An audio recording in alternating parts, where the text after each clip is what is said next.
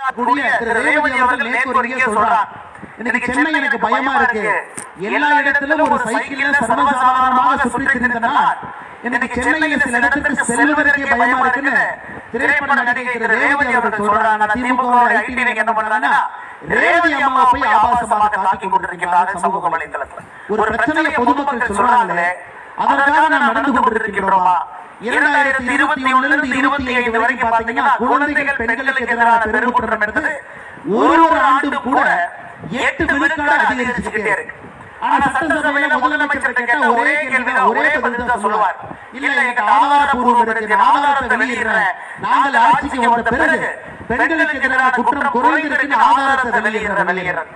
ஒரு வழியில ஒரு படத்துல சொல்லுவார், இன்னைக்கு செவ்வாய்க்கிழமை அதனால நான் சண்டைக்கு போக மாட்டேன், இன்னைக்கு புதன்கிழமை அதனால சண்டைக்கு போக மாட்டேன், சட்டமன்றமே முடிஞ்சு போச்சு, எந்த ஆதாரத்தை எப்ப வெளியிட போறார்? கடந்த ஒரு காலமாக தமிழகத்தினுடைய முதலமைச்சர் அவர்கள் சட்டமன்றத்தில் கொடுக்கக்கூடிய ஒரே ஒரு பதில், நான் ஆதாரத்தை வெளியிடுகிறேன், நாங்கள் ஆட்சிக்கு வந்த பிறகு பெண்களுக்கு எதிரான குற்றங்கள் குறைந்திருக்கிறது என்று சொல்லுகிறார்.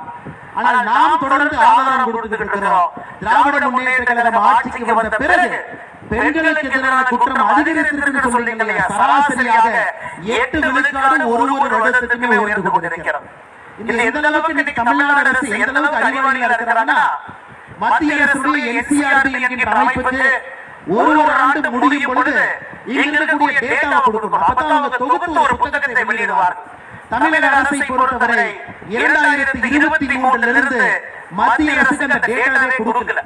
2023, 24, 25 3 ஆண்டுகள் கூட தமிழகத்தில் ஏற்படக்கூடிய குற்றங்கள் எண்ணிக்கையை ஒரு ஆண்டு மத்திய அரசு கொடுக்க வேண்டும். மத்திய அரசு NCRB என்கின்ற புத்தகத்தில் வெளியிடுவார்.